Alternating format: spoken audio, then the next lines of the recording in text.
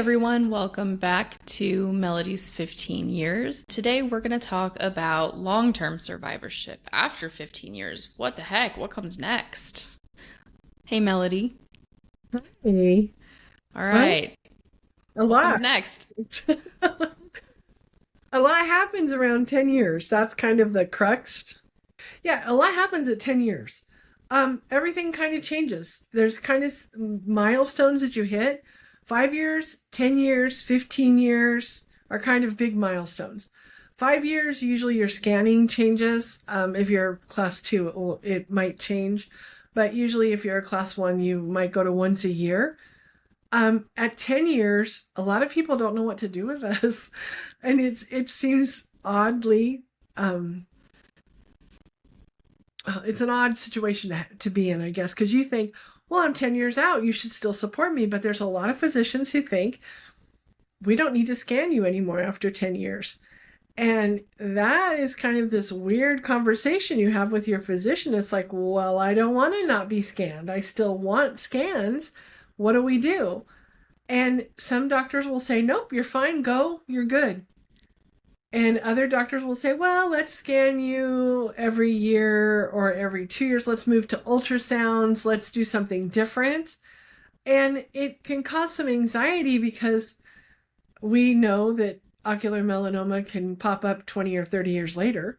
It's not common, but it can happen. So you can feel kind of in limbo, a little bit like unsupported, like, ooh, I don't know about this, because you've been relying on those scans for so long. Now to all of a sudden not have scans? What the heck? I need scans. So I think that's just a good time to really sit down and talk to your doctor and say, hey, this is how I'm feeling. I do see in the Facebook groups a lot of people will say, my doctor doesn't want to scan after 10 years. And then, oh, there's this uproar in the community.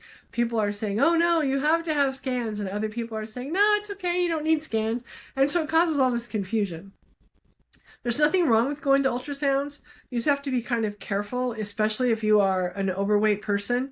You got to make sure that you're getting a good ultrasound and that your ultrasound tech is good, which is kind of difficult sometimes if you've never had one. How do you know? But you have to kind of rely on your ultrasound center. So ultrasounds could be a good option to move to. The other thing is, after about 10 years, you kind of don't really relate anymore. I know one of my friends tells me all the time, well, I'm just not relevant anymore.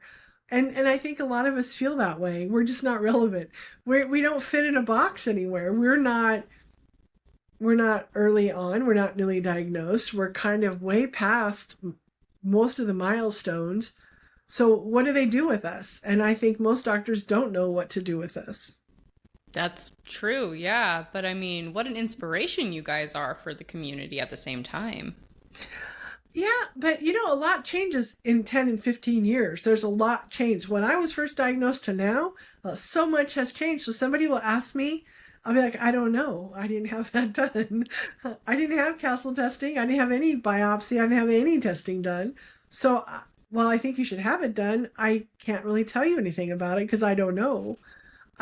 There's there's blood tests and all this stuff that now that doctors are doing early on in diagnosis that just wasn't done 10 and 15 years ago. So you kind of watch the community move ahead of you, if that makes sense.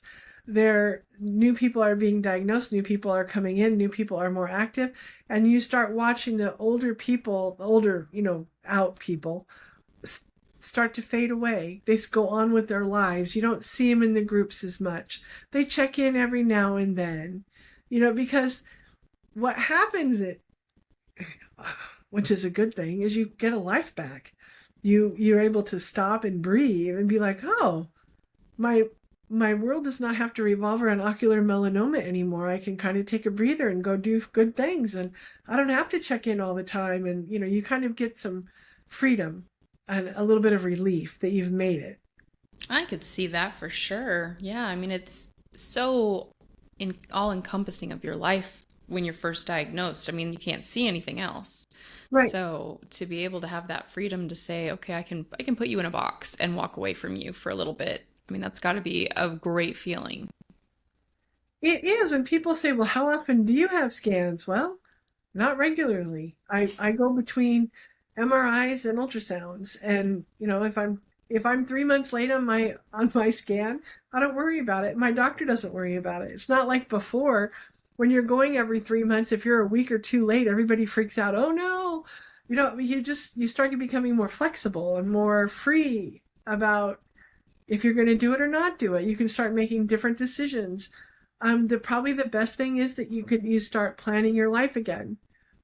When I got divorced, I took the money from the house and I let my ex-husband take the 401k. I didn't need a 401k. I wasn't going to be here long enough to even see a retirement. So why do I need a 401k? And it's like, ooh, about 60 years old, I'm thinking, I didn't plan that very well. I don't have a retirement savings. I don't have anything. What do I do now? Because I think when you're in the middle of the early diagnosis, you don't picture yourself living so long.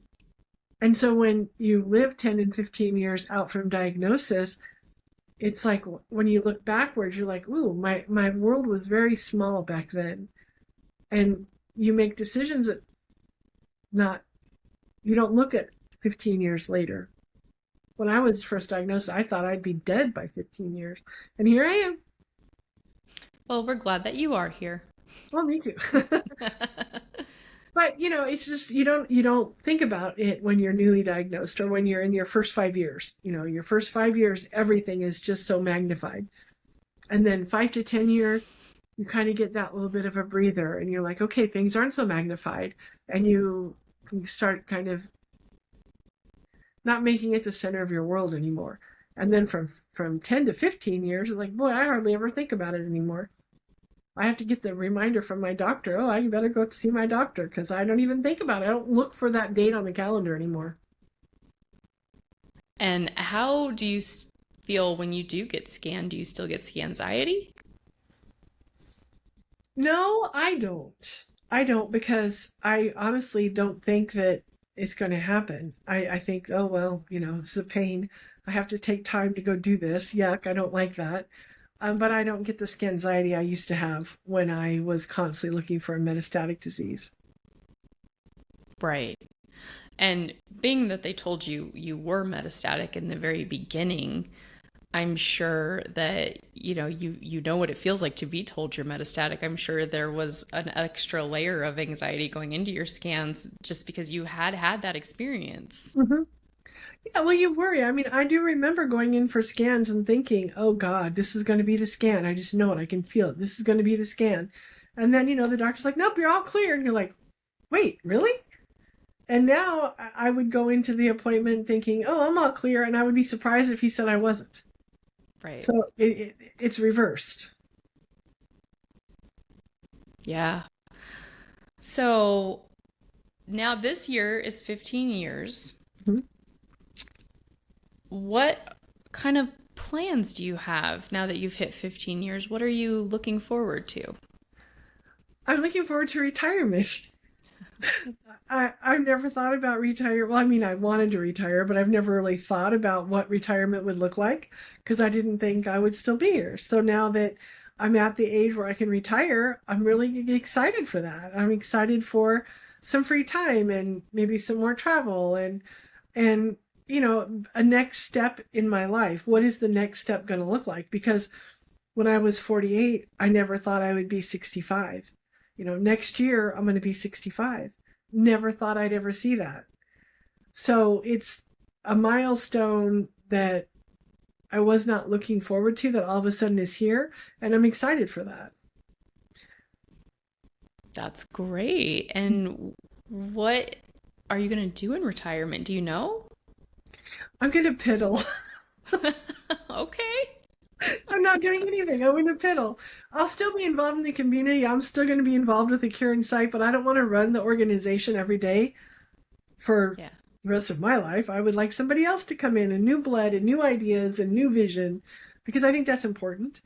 And I would like to just have time to piddle. And I would like to just go mess in my yard or, go take it dry. Just do whatever I wanted to do and not have to worry about, is this being handled? Is that being handled? Where are we at with this? Where are we at with that?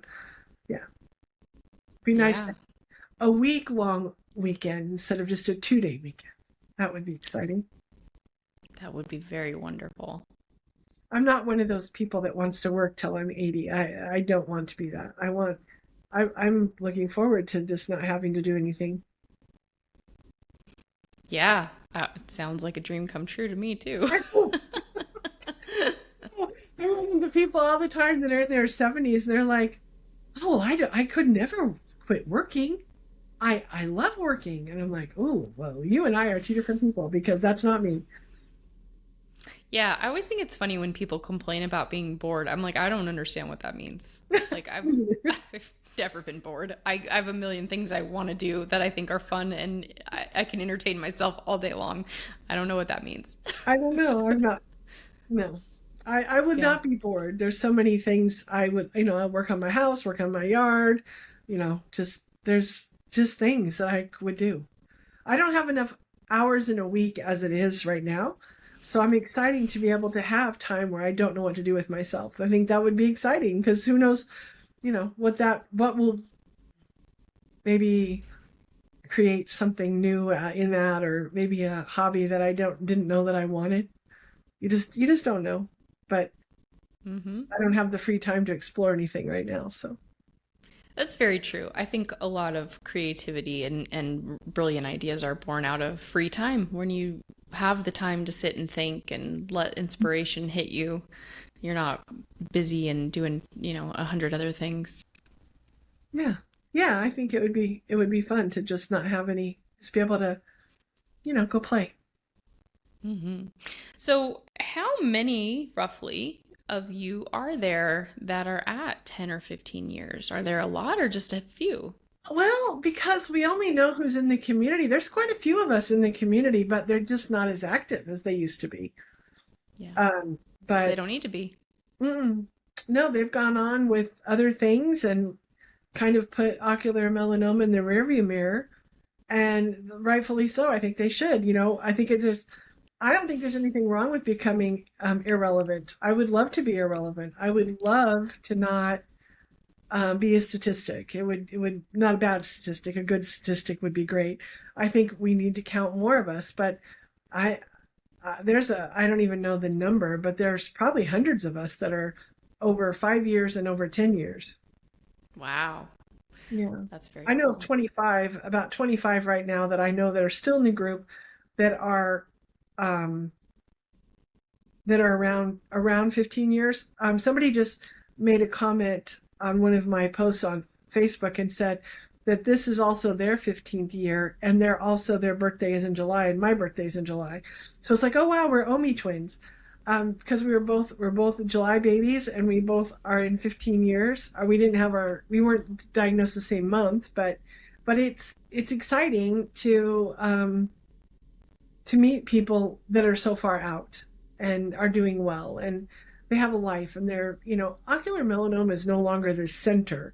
And I think that's the big thing, is that as you move through the progression of well, maybe not the progression is not the right word to use. As you move through your life goes on. Ocular melanoma doesn't starts fading a little bit. It just doesn't. It's not all encompassing anymore. I think patients are learning how to live with it better than we did when I was first diagnosed. That's fantastic. And for everybody listening, tell them when your birthday is. No, I don't. My birthday's in July. Hmm. What day? We're not going to tell. Say it. Why? Because. July 23rd. Which is today, you guys. Today, this Well, airs on July 23rd. So happy birthday to you from all of us in the Acure Insight community, because today is July 23rd. thank you. All right. What else do you want to talk about in this one?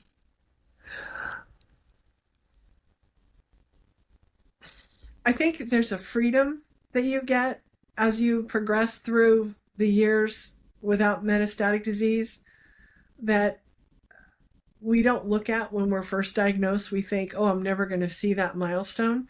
And I just want people to know that there's a lot of us that have reached that milestone. So don't think that it's not obtainable, because it is. I think the community, we get so bogged down with metastatic disease. We're going in and having scans. We just know any moment it's going to happen to us. And this realization after it didn't happen to us, and you look backward, you think, wow, I kind of wasted a lot of my time worrying about something that never happened. And I think that's the big takeaway. Don't worry about something until you have to worry about it. It's a hard thing to do, but it's a good thing to try to do. And maybe don't give your 401k away. Don't give your 401k away. Hey, man. That was not a smart move on my part, but that's all right.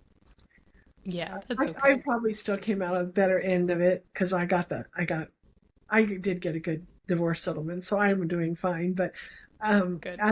but I do think, oh, that probably was not good planning. But this is what happens. That's a very good lesson for everybody out there. Don't shortchange your life because you don't know how long you have.